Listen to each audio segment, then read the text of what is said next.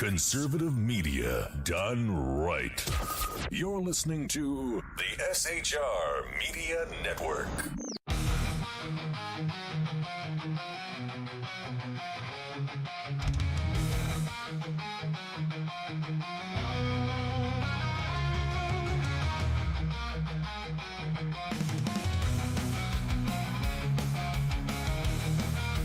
Now, here comes the host of The Edge of Liberty, full of sarcasm, bourbon, truth, and devoid of the need to say the letter R.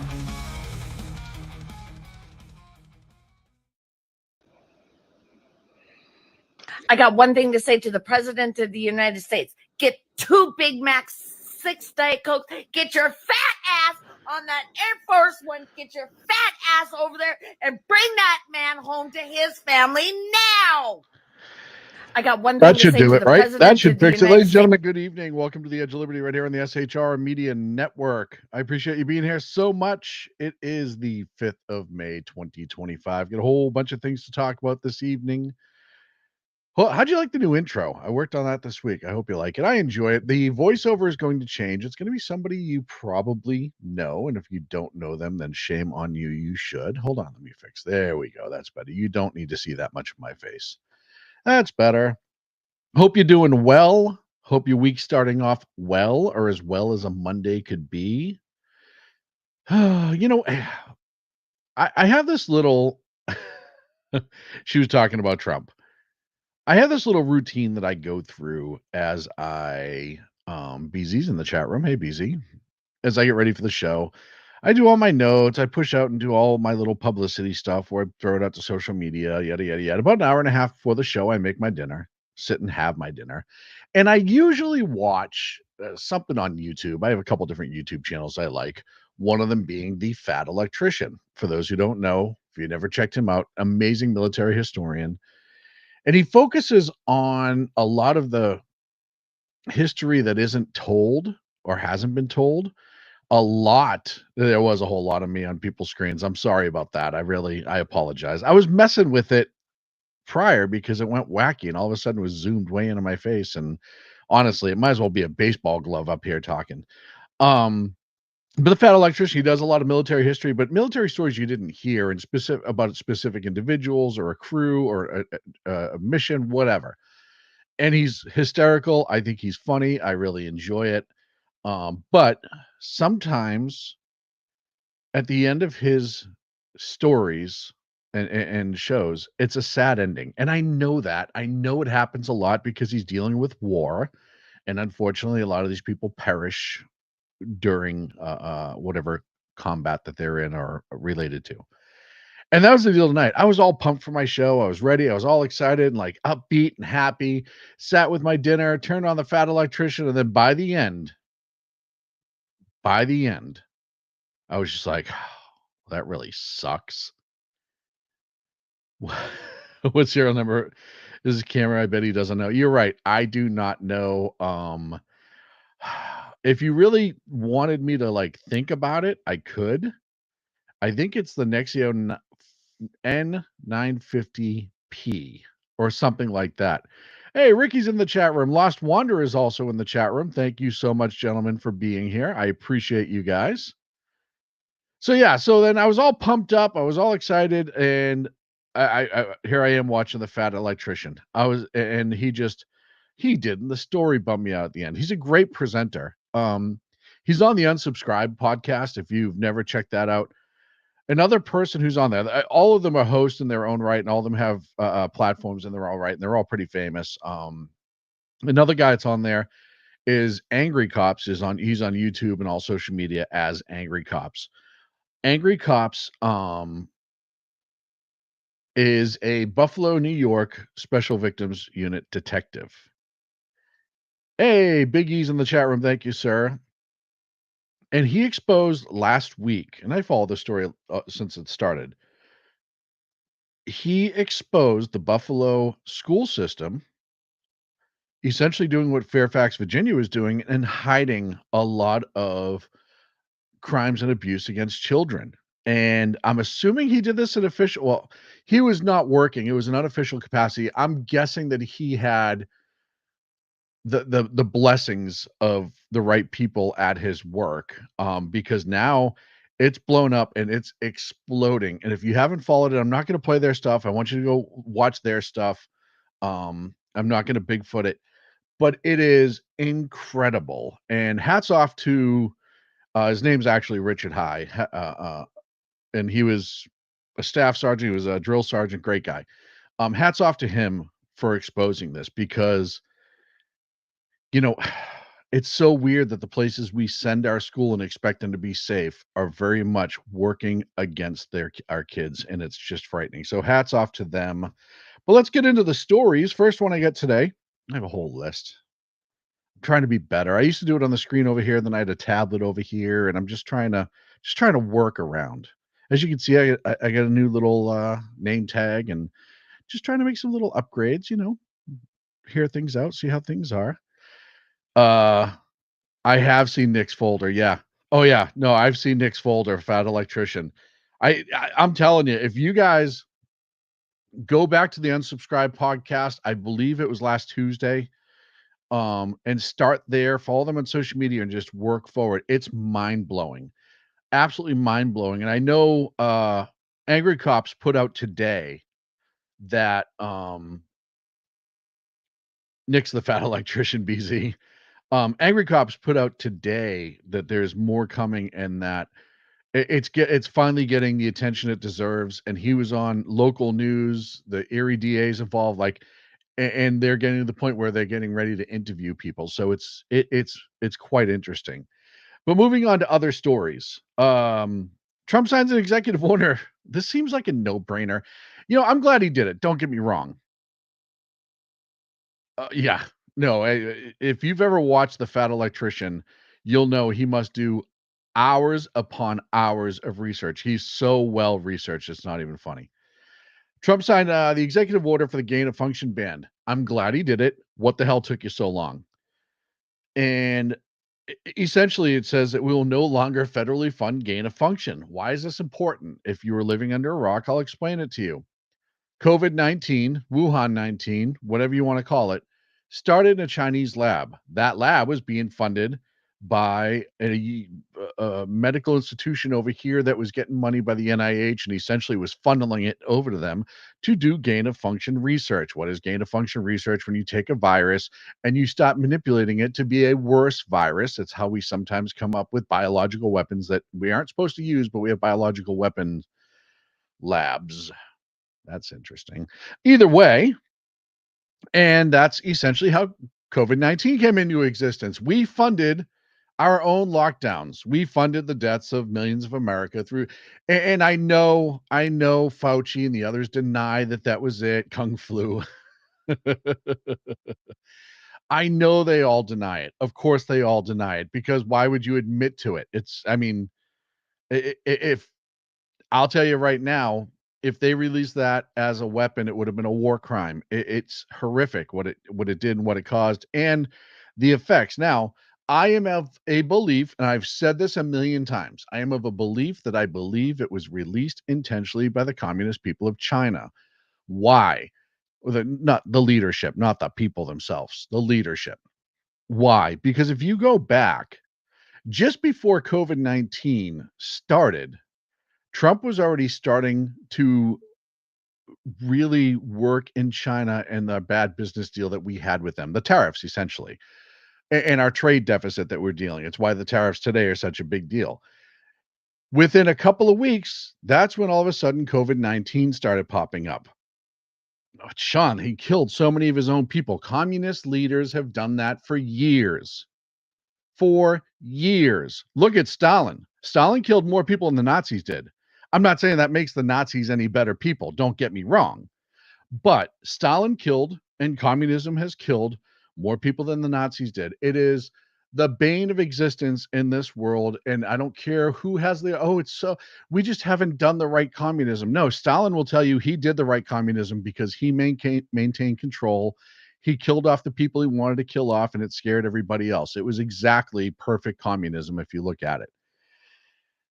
Of course, you have people who are mad on the left. Oh, well, we need that research. We need that research. If you're a private medical company and you want to do that research with your own money, go for it. If you cause a disaster like this, you're all going to end up on trial. And that's why they take the federal funding. They want the federal funding for this because it helps them. Oh, well, we're getting paid by the government to do this research. It's not our fault it got out. It was the government wanted us to do this research. No. You have all this money. If it's that important, figure it out. If it's not that important, you won't spend money on. Private businesses only spend money on things that are important to them that will make a profit for them. That's how business works. That's how reality works. That's how you work.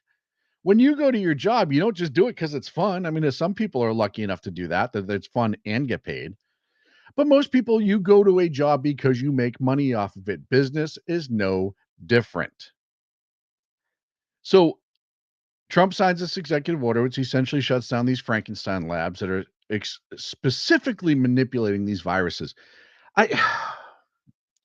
You know, every time, and I know I've talked about this with COVID in the past, and I know I'm not the only person to say this. Every time you don't think government bureaucrats could get any worse, a COVID story comes up and it reminds you of how absolutely terrible they are. I mean, that's it, plain and simple. They used your money, taxpayer money, to create these viruses that clearly they didn't have any way to stop.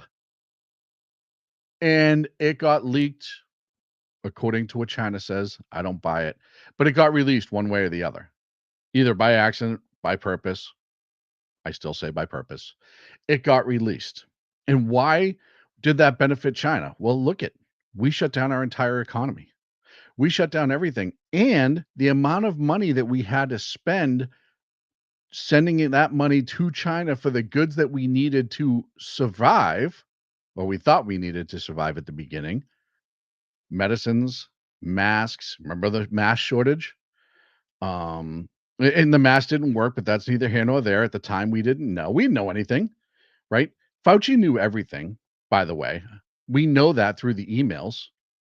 We know that one of the people who's on the email chain with early on, and other scientists said, this doesn't have the signs of being a natural progression. And he quickly shut that email chain down. We have all of this evidence, all of it. And now, what do you think Trump's going so hard at China for? Do you think it's just because of the business deals? Yeah, but they also made him look like an ass. Think about all the people that were shoved to the forefront in COVID and what we know now that were making horrible decisions and advising him in terrible ways. Fauci, Birx, and the others. And look, when you are a president, and I've said this before, China, if you recall, halted all in-country flights, yes, but allowed flights from China to all other countries, yes. And remember when Trump shut those flights down and he was called a racist and a xenophobe and everything else, trying to protect us because they knew where it was coming from. We all knew where it was coming from.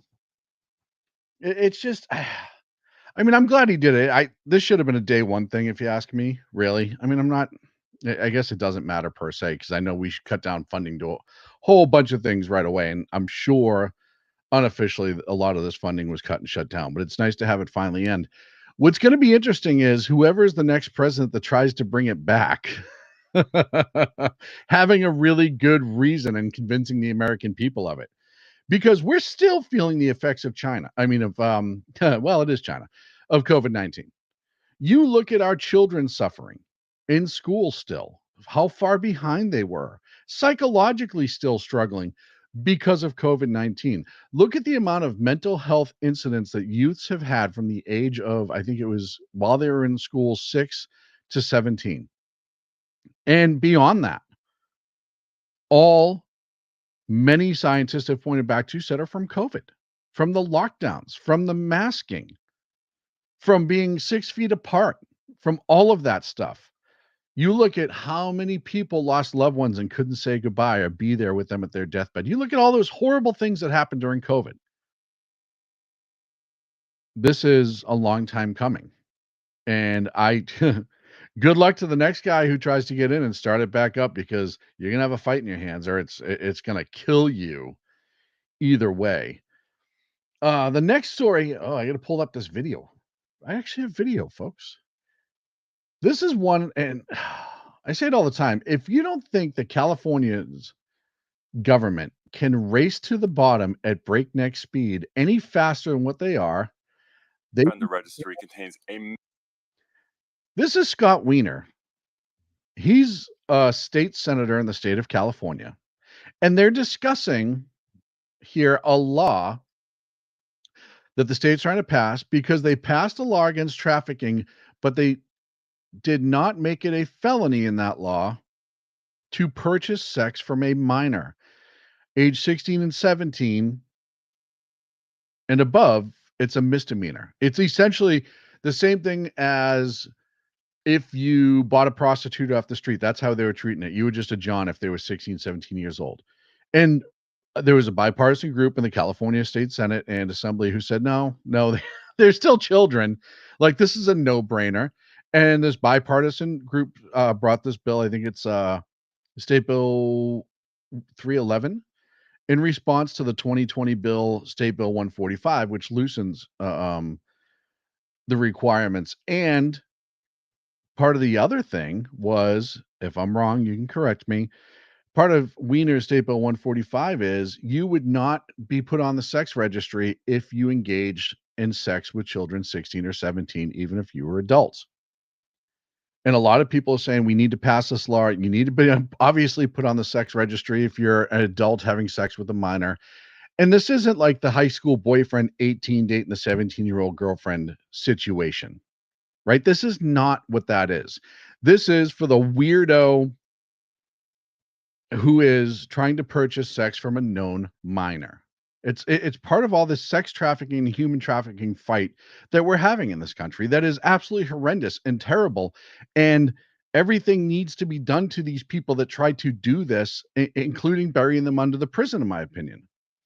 Scott Weiner's worried about how it's going to affect the gay community, that ending up on that sex registry because you were 21 and dated a 16-year-old child looks bad for the LGBTQ community.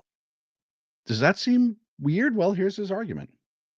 That the Sex Offender Registry contains a massive array of crimes, including, having sex in a car or in a park.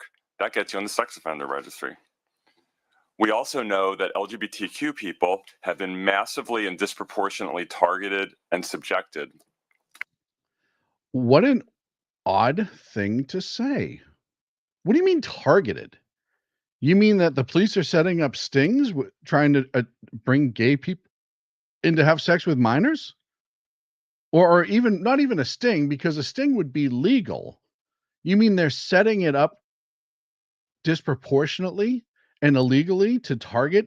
What? Why? You should ask yourself this question. If it's really an issue that the LGBTQ community is ending up on the sex offender list at a higher rate than other groups, why isn't the problem with that group? Why is it the law that's the problem? Look, I don't care if you're gay, straight, you identify as an elephant, whatever it is. You don't have sex with kids, ever, ever, ever, ever, ever, ever. Albeit, I understand the statutory 18 to 17, they've been dating for 2 years in high school, whatever. That's always a gray area. And I've always said that that's really a parental call. And it can go to both sides. This is clearly adults, who go online and talk to a 16-year-old kid and pretend to be like 18 or whatever and meet them at a park to have sex with them knowing that they're 16. That's essentially what this law is addressed to do. It's supposed to fix that and make it a felony, to make it a real...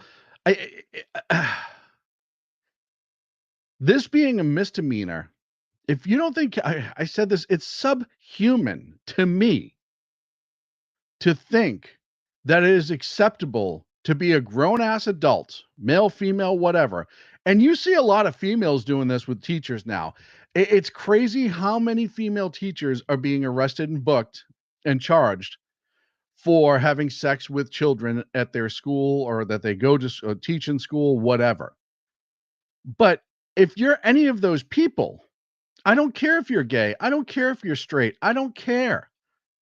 You should be buried under the prison. It's a felony. 16, 17-year-old kids, let's think about this. They can't drink, they can't buy cigarettes, they can't enlist in the military, they can't vote, they can't drive unless at 16, unless they have a special class, and even then, they can't have other kids in the cars, right? We have all these limitations on our youth. Why? Because they have not matured enough emotionally and mentally to be able to make all of these decisions. We've said that as a society. They can't buy guns. 18 plus you can. Right? And yeah, if you look up Anthony Weiner, he's a weirdo. He's like one of those guys who goes to parades dressed in leather with the collar and all that other stuff. Not that specifically makes him a weirdo, but just if you look at his whole personality and you look at some of his tweets and what he supports and what he doesn't support, I think he's a weirdo. And if he was a straight guy, I'd say he was a weirdo. Anybody who is trying to say that certain sex crimes against children are okay because they belong to this community or that community or whatever, it's not. You're an asshole. You're a fucking monster, in my opinion. And you've never dealt with kids, even at that age, that have been actually victimized. I have. You haven't. If you think it's okay, you haven't. Oh, yeah. No, I lost wonder. I think 95% of the world is with you on that. Anyone touch my kid, they'll never find him or heard from again. Yeah, I think most people believe in that. BZ, who dealt with child abuse and sex crimes as a peace officer, males are historically overcharged sexually no matter the inclination. Gay, straights, dresses, and all point in between. Leave kids alone. Let kids have their fucking childhood, for fuck's sake. Yeah. And that's my point. I don't understand how this is even an issue. And this tells you how fucking far off these maggots, to use BZ's term, because he piped in with an intelligent comment, in Sacramento are. You can't fathom it. The human mind can't fathom it. A normal, everyday working person who doesn't work in government and isn't trying to have all of these special interests, you cannot imagine what goes through their head because it would drive you insane. He authored a bill making it legal to have sex with minors as long as you're less than 10 years older than. Yeah, no, he's a nutcase. I don't care what anyone says. He's a lunatic. And like I said, this whole defense of, well, it disproportional, I don't care at that point. They're fucking children, literally and figuratively. And it needs to stop. Our children are supposed to be the most protected class in society. 18 under, I don't care who you are, where you come from, you should be protected. You should be safe. You should be allowed to be a child. You should be allowed to grow. You should be allowed to mature naturally.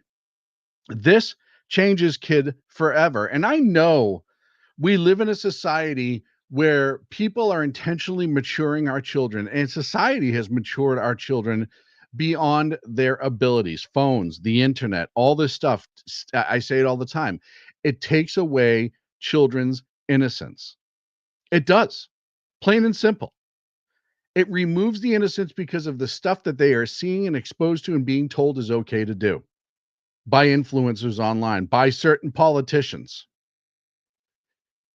And the fact that they're trying to shut down this bill that would just make it illegal for 16, 17-year-olds to have sex with adults or to purchase it and make it a felony, it is beyond comprehension. And it's, I called them subhuman earlier, and I will continue to use that term. It is not human. It is subhuman. They are piles of evil flesh. If you're agreeing to this, I don't care. And I will say too, I applaud people who are gay and lesbian that come out against this. And you have a lot of groups that have popped up from those communities saying, hey, this is not okay. Kids are kids. Like this should never, ever, ever involve children. They should always be protected. And I agree wholeheartedly. And I applaud them because what you don't know is and I have friends who've told me this that are gay and lesbian. if you're in the gay and lesbian community and you will go against the LGBTQ acceptance, you step outside of what they agree with, you go against what they agree with. If you're a conservative or anything like that, they ostracize you and attack you worse than anyone else does. So I can see that being part of a small community and then being ostracized by them because your ideals don't line up. It we've seen that from tons of different groups over time. There's always those people that start standing up saying, "Hey, this is not okay. And I don't care what this does to my reputation. This isn't okay, and I'll die on that hill." And I'll tell you right now, I'm standing with all those people because this is grotesque, in my opinion.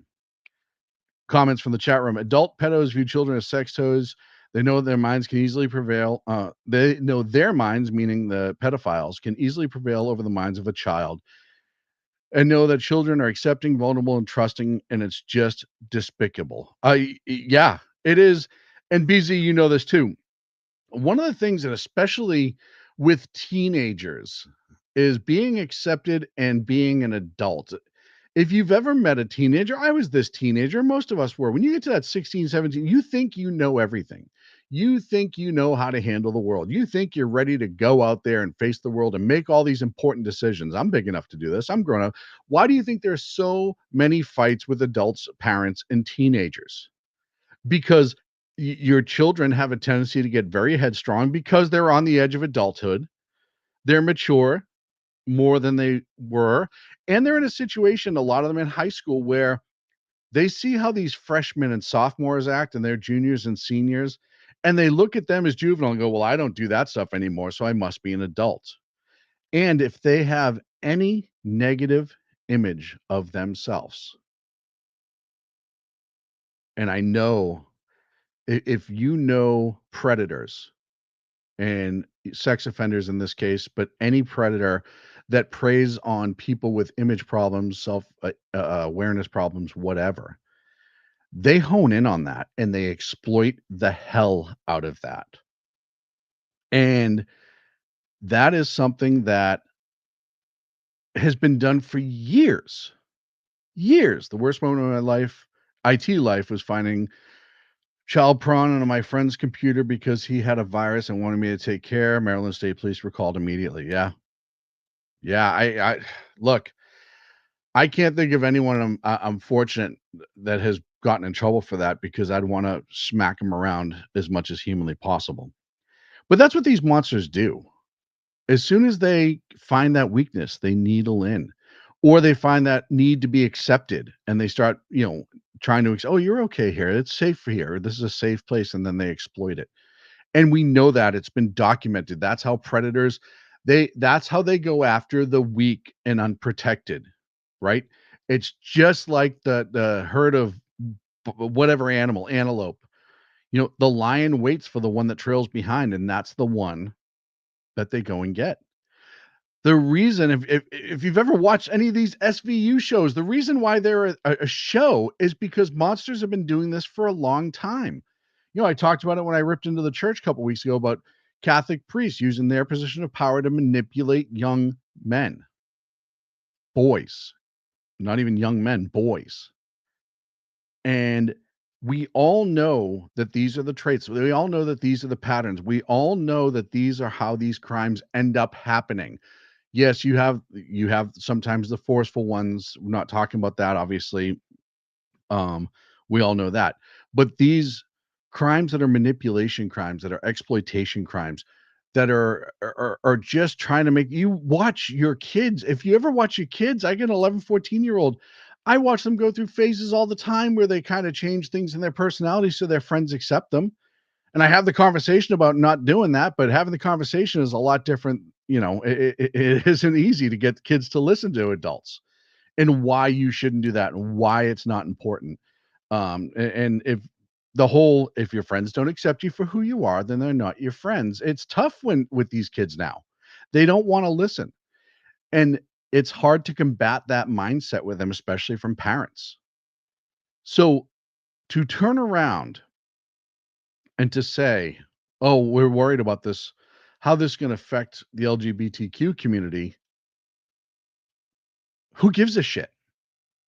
At the end of the day, that's the final answer. Who cares? If they're hooking up with kids, who gives a shit what community they're from? I tell you right now, there are plenty of other groups that were on the sex offender registry that had a higher percentage of background or a higher percentage of the list. Nobody worried about them. Nobody. It wasn't like, well, what are we going to do about this community? The straight white fat guy community who's lived by himself his whole life and lived near a park. What are we going to do about them? Nobody gave a shit, and rightfully so. I don't give a shit either. Under the prison, bury him under the prison. Let's call it a day. Go grab a couple beers, and we're done. Plain and simple. Take a break. Hey, do me a favor. Please like and subscribe to the channel. Like the episode specifically. If you want to jump into the chat room, go to YouTube, search SHR Media. It has this logo right here, the one that's right over my head. Click on it. You'll see the live stream. You click on that, and you can get in the chat room and yak with everybody else. Gonna take a break. Be back in.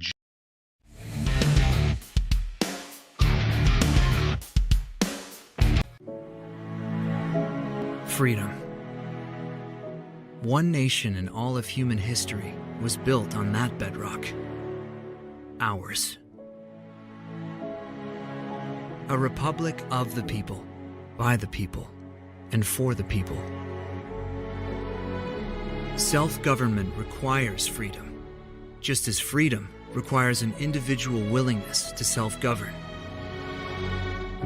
Freedom has made America exceptional, but it can only last as long as you and I seek the good, as expressed by the laws of nature and nature's God. It can only last if you and I choose to act as people of character. Forging character has been the pursuit of Hillsdale College since 1844.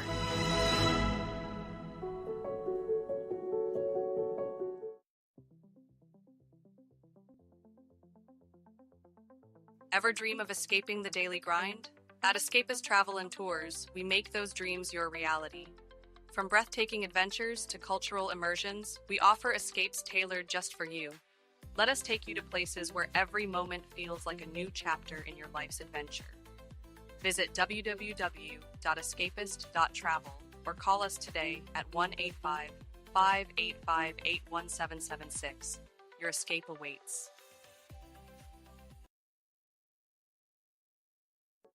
Are you looking for a way to boldly express your faith and love for your country?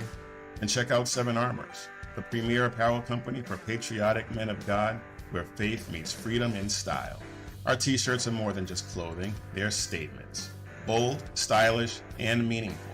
From timeless messages to modern designs, we've got something for every patriotic man of God. Wear your beliefs proudly with Seven Armors gear. Don't miss the chance to wear your faith and freedom on your sleeve. Visit 7armors.com today and join the movement. That's the number 7armors.com.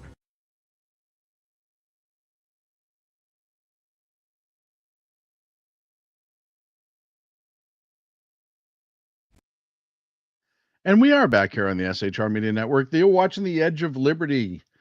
I do want to just follow up really quick.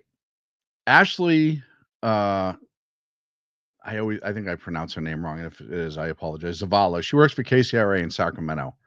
She has been all over the California legislature. I mean, she's assigned to the legislature, but she's been exposing a lot of things over time. She's been pretty down the middle, too. I give her a lot of credit. But one of the things after all this came out, and I got the staple wrong earlier. It was 379 is the one they're trying to pass. But one of the things that she highlighted today, and by the way, the state Democrats of California have not answered to anything. But she posted earlier about yesterday, it looks like California Democrat Party now has ads on Facebook claiming it was the Republicans that voted against stronger laws to protect kids, which was not true at all. And when she asked them about it, they had no idea what she was talking about. But even Democrats that she talked to had no idea that the Democrats in California were taking out Facebook ads attacking Republicans. So, I mean, politically, this is just like the worst. I don't know how else you can do this more horribly than what the California Democrats are doing. Try to blame the other side when obviously the other side was not the one doing this. While we're on the topic of horrendous and horrific crimes, I'm going to introduce you to another shithead right here. His name is Zaid Mashur Haddad. He's a professor at the University of San Antonio. And he was arrested today. I believe it was today, maybe yesterday, for possession of child pornography. And not only was he arrested for it, but guess what he was watching when the FBI raided his house? Unfreaking believable. That's right. College professor was watching child pornography as he was arrested for possessing child pornography. So follow that scumbag story. I'm sure that he's going to play out even in Texas because it's federal charges. Well, maybe not now. Maybe not now. It's just disgusting and horrific. And I don't know why stuff like that isn't a life sentence. Like these people, I don't believe they're ever reformed. I don't believe that they ever. Cheetah's in the chat room. Thank you, Cheetah. I am sharing your story as I talk. I don't believe they ever change. I really don't. I could go on and on about this for hours, but I don't want to make this the whole show because it's just absolutely freaking infuriating. Staying in the state of California. Oh, by the way, did I mention that professor was a gigantic social justice warrior? Yeah, huge. It's weird. So weird. But while we're on the topics of California, I lost my bookmark. Where is it? There it is. Gavin Newsom was on some British television show. I don't know which one it was. I'm sure the little marker's down here at the bottom. But he did. You remember, it was 2-3 months ago, I said, Gavin Newsom's going to now try to go to the middle of the aisle. And while he's there, he's going to rewrite history. And part of doing that, he's doing something that I think is brilliant politically because he sees the writing on the wall. But it shows you what a scummy human being he is. He's now saying, well, we should really look at how we lost the last election and what it was. And I'm pulling up the clip here, so just give me a hot second. But I just laugh because that's his dipping his toe in the water of, well, we have to change some things as a party. And make no mistake, I do not think, I know Kamala just had her speech the other night where she was like a drunken lunatic. Where is the Newsom clip? I had it here somewhere. Oh, did I lose it? I might have lost it. Oh, no, here it is. I'm better than I thought I was. Doesn't happen often. Just watch this and you tell me if this is a guy who A, is prepared for 2028 and B, is getting ready to rewrite the history of the Democratic Party for the last 12, 14, 16 years. Administration. But, I mean, you're leaving something very important off the list, Governor. You also ran a candidate who could not reliably Well, let me get the sound up. There we go. Talk, walk, or ride a bicycle. Take me into Gavin Newsom's soul when you had to tell reporters from around the world why the United States president could not complete a sentence. Well, it was obviously we were challenged as it relates to that debate. But if you're asking about my soul, which I appreciate, you're asking about my direct engagement and interactions with former President Joe Biden, who was not our nominee, but as it relates to his campaign and what those decisions look like, as it relates to his determination whether or not to continue that campaign or end it as he did. This gets me so mad, and I'm going to just yak for a second here. He was your nominee until the world saw what the rest of us were saying, that he was not mentally well and mentally fit enough to continue as president. When it became so obvious when he was a drooling, babbling idiot in the debate and you guys could not argue it anymore, essentially when your own media was attacking you and saying, what is wrong with this guy? That's the only time that you said, maybe we should start having another conversation, right? That's the only time you guys said it. Remember, Tim Walz, everyone forgets this. After the bad debate against Trump, where Putin-brain was just might as well have been walking in circles, there was a whole cadre of governors that went to meet with him. I think it was Gretchen Whitmore, Pritzker, and Tim Walz. I could be wrong about all of them. But Tim Walz was the one who came to the podium and said, he's sharp as a tack. There's nothing wrong with that guy. He's fine. What are you guys even talking about? Right? He's running circles around everybody back there. That guy's a genius. And then behind what we know now is behind the curtain, Pelosi and others are saying, yeah, he's done. He's out. So stop acting like you knew he was well. You knew he wasn't well. You spent enough time with the man. Just stop. I'll tell you right now, Democrats, if they don't turn around and just say, yeah, you know what? We wrote a lot of things off as just like Joe gaffes. That's their only defense, because Joe made enough gaffes over the years where you could make that argument politically. Like, I just thought it was Joe being Joe. You know how he was goofy sometimes. And I didn't spend enough time with him to really suss it out. Another one who Jen Psaki did an interview last week. Oh, every time I was there, he was sharp. He was super sharp. Yeah, he wasn't sharp. You knew he wasn't sharp. You all knew it. It's still the question in my mind that I will ask continuously.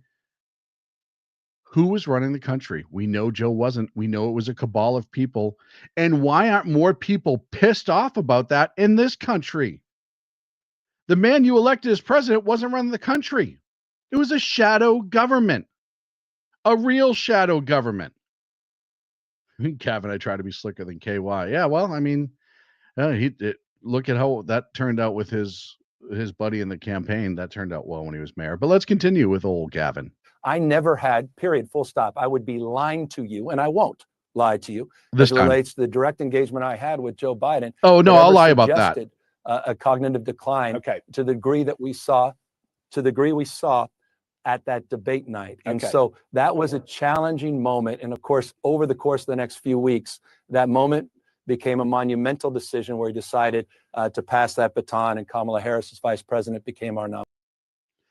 So that's the first part of that speech. And it was Newsnight. I thought it was overseas. I guess I was wrong.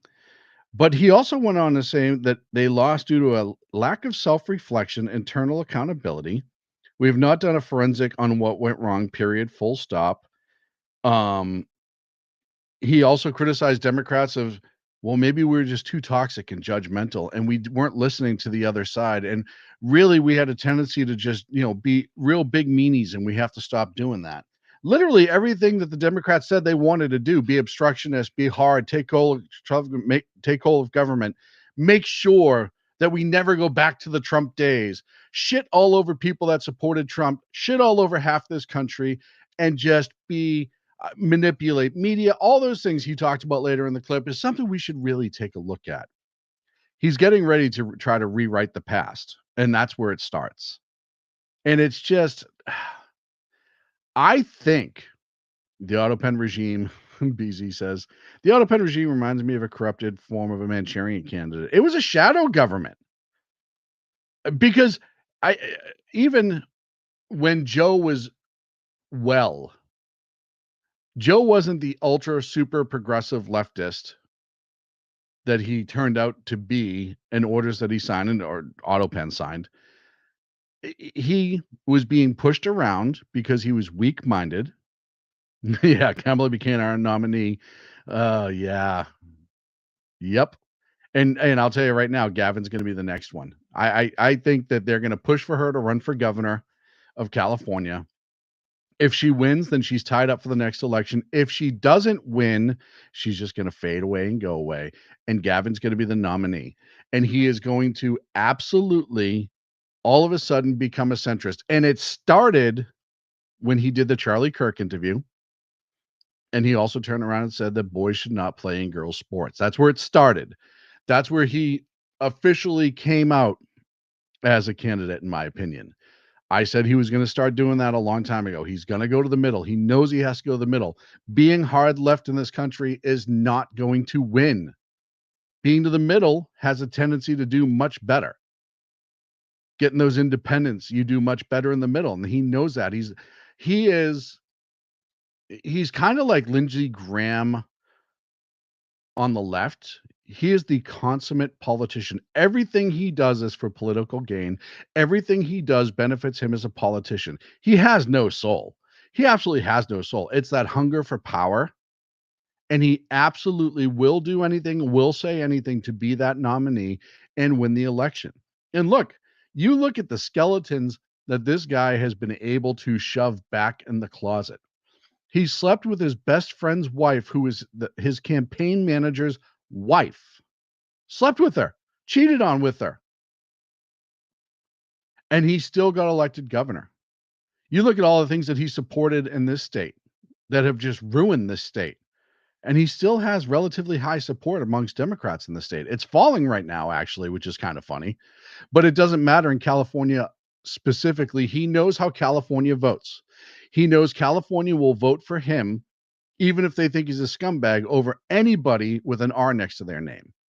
And I know there's a lot of people in California thinking we can turn the state purple. I don't think California will ever go purple. I think every once in a while, yeah, you might get a Steve Hilton elected. Every once in a while, you might get a Republican into power for a short period of time, but there's just too many liberals in the state and the big cities. It's never going to happen. Gavin is a lost wanderer. Gavin is a certified idiot, yet excels as a buzzard, chewing on those bits he can. I agree to a point. I don't think he's an idiot. I actually know people who worked with him one-on-one. He's highly intelligent, which is why I said he's not a good person. He knows exactly what he's doing and how he's doing it. He is a buzzard circling right now. That's 100% of what he's doing. But don't let him off the hook by saying he's an idiot, because he's not. He's just a very savvy scumbag politician. He is more greasy than the grease in his hair, 100%. And apparently people that have worked on one-on-one said he's like that 24/7, 365. You actually get the real Gavin Newsom, believe it or not. BZ in the chat room. Absolutely, Newsom has no soul. He is a consummate chameleon. He will tell you what he thinks you want to know and hear when he thinks you want to hear it and from the angle you want to hear it. California's not coming back, and the UK is not going back. Yeah, I agree with BZ. I don't think California's ever coming back. Maybe I'm lost. Maybe I'm wrong. Maybe I'm missing something. I like seeing more conservatives speak in California. I like seeing them try, but the simple fact of the matter is just the numbers ain't there, dude. The numbers ain't there. And I'll tell you right now, Trump being in office will make getting California purple that much harder, because you got to understand, most of the people that already voted for Gavin or Kamala, and they'll vote for anyone with a D, they're already rich. They're already Bay Area liberals. They're already LA liberals. They already had money. All of that. 100%. They don't care about a better economy. They don't care about any of that stuff because it doesn't affect them. They're rich enough. It doesn't matter. Lost Wonder said, my second wife had a doppelganger. She could be who you wanted when you wanted, then stab you in the back. Gavin reminds me of that. So yeah, I think Gavin is going to 100% be the nominee this time around.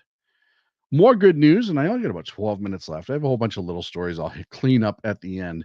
The NIH ends a barbaric act, which this is another thing that's been a long time coming. Long time coming. What you may not have known is that the NIH, who was run by Fauci, remember him? The NIH ran these test facilities where they would lock up these dogs around the neck and they would release insects to attack and kill them to study it. Hundreds of dogs, thousands of dogs were seriously killed for these experiments. The beagle experiments were the ones that everyone saw the most, but there are other ones too. And Trump today signed an executive order shutting it down, not allowing it anymore. I believe it's an executive order. My notes say it's an executive order, so it must be an executive order. Look, I understand that there has to be science for discovery. I understand that we need science to better our medical field and better a lot of other things. I don't understand why in this day and age we still have to torture animals to get there. And I'm not like this huge I'm not like a PETA guy or anything like that.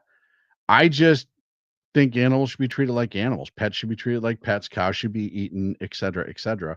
And I think there's a big difference. And the fact that they were torturing these animals, inherently complacent and kind. Yeah. Yeah. I just, again, when you get exposed to what this government, what our government has done over the years, and when the truth starts coming out, it makes you realize that the people running this government, the bureaucrats and all the unelected people that are really running most of our government, answer to nobody, were horrible people, absolutely horrible people. So I'm glad that's over. It's I'm a dog lover, so that really infuriated me when I first heard that story. The Papal Conclave officially underway. We talked about that a couple weeks ago. That has started. There's been no smoke as of this show. Maybe there's some smoke now. If somebody wants to look, tell me, that'd be cool. This is an interesting one. This one hit, and at first I really, really thought that this was absolutely I I I thought this was a troll, and it could still be. I'll tell you right now, Trump has gotten me with a few trolls, not a lot, but every once in a while he releases something where I'm like, okay, where's this one going? And it's fun. I'll be honest with you. It's fun trying to figure it out because I'm not saying that any of it's necessarily a bad idea or a good idea. It's just he sometimes gets me. He put out a tweet saying he wanted to Trump for Pope. Yeah, that was amazing. People losing their mind because he put out the Pope picture. I laughed hysterically. I know plenty of Catholics who laughed hysterically. And even if you didn't, get a friggin' sense of humor. But this next one is Trump put out today that he wants to reopen Alcatraz. Alcatraz, first of all, it would take a lot of money to get Alcatraz up and running today. And I do have the tweet. Here it is. Rebuild and open Alcatraz.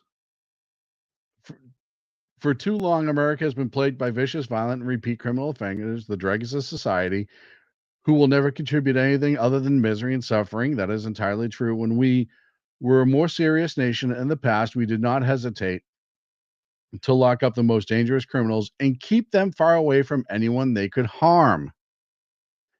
That's the way it's supposed to be. No longer will we tolerate these serial offenders who spread filth, bloodshed, and mayhem on our streets. I agree.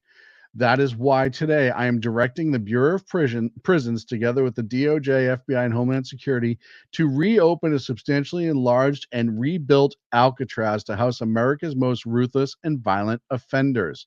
We will no longer be held hostage to criminals, thugs, and judges that are afraid to do their job and allow us to remove criminals who came to our country illegally.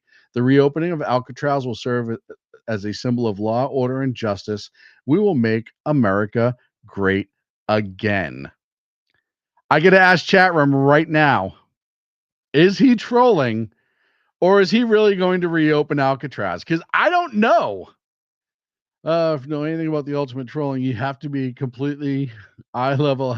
Yeah, that's what I thought. I thought BZ nailed it. I thought rebuilding and reopening Alcatraz, you would have to, and he said though, I mean, this is the part that got me though, is that he said, where was it specifically?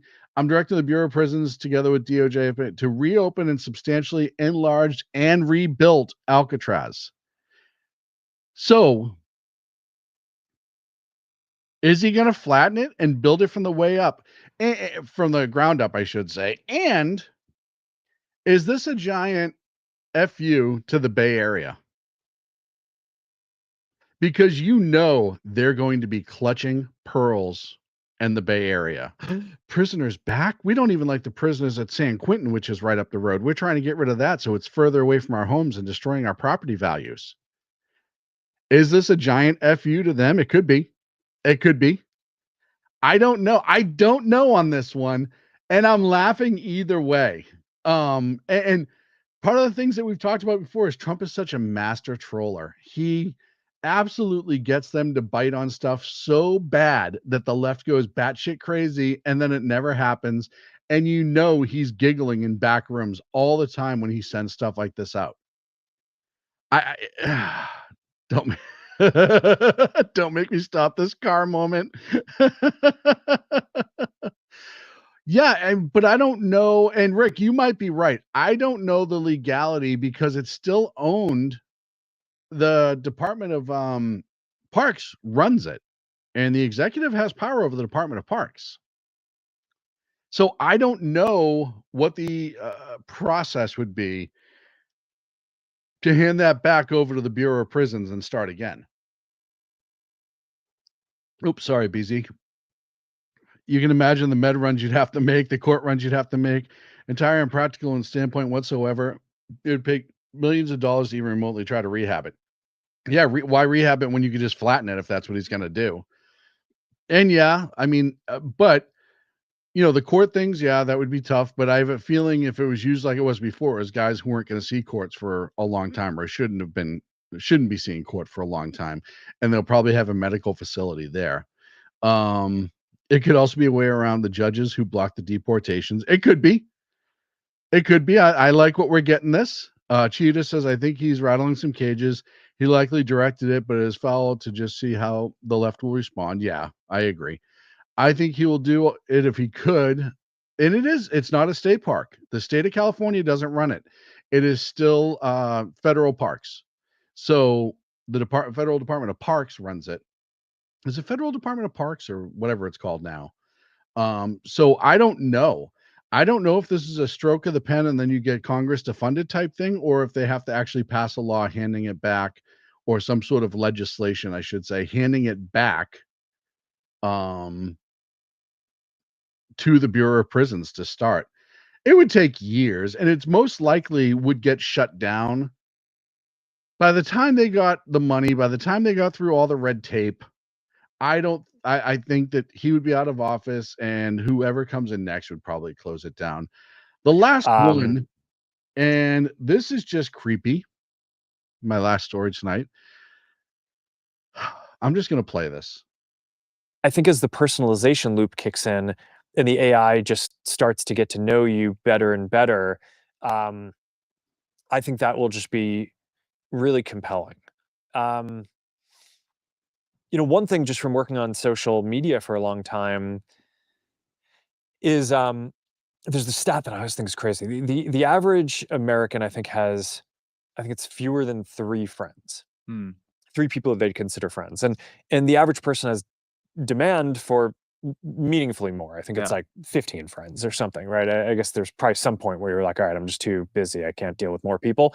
But the average person wants more connectivity, connection than they have. So there's a lot of questions that people ask of stuff like, okay, is this going to replace kind of in-person connections or real life connections? And my default is that the answer to that is probably no. I think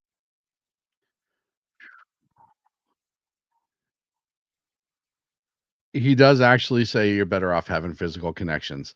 But for a split second, I thought he was going to start recommending that people had more electronic friends than real friends, because he probably had more electronic friends than real friends. I'm sure he had a doll with a computer in it and something else like that. So, oh, man, it scares me. Like I said, we did a whole show on AI. I think AI is cool to a point. I think it's good to use to a point. I think it's very helpful to a point.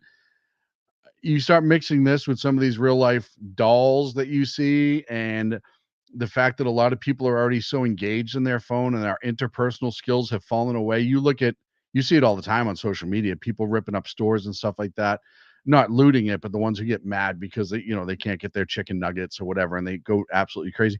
It's lack of interpersonal skills is what that is. It's lack of understanding how other human beings operate and being understanding of a situation. And that all that comes because you don't have proper interpersonal skills. And I worry about my kids. I mean, in school they use computers, at home they use computers. It's all there all the time. And I never want it to get to the point in society where it replaces interpersonal. Now, that comes from a person that I generally hate people. And I know that's going to sound horrible and everyone's going to go, "Ew." I just mean in crowds, in groups. I think, how people in society act. I hate people. Individually, I like people. Masses, I have a tendency to be completely annoyed with, which is why I do this show. But